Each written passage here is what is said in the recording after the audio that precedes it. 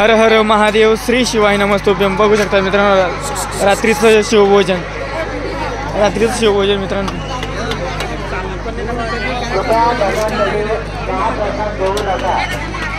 रात्रीचं शिवभोजन,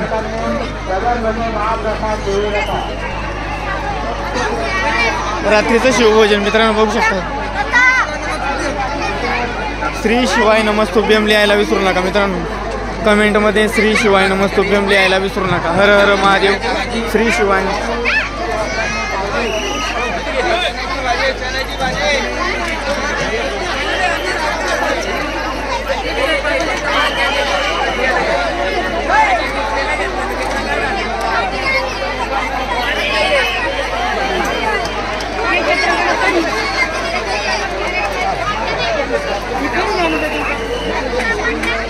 रात्रीचं शिवभोजन मित्रांनो बघू शकतात मित्रांनो।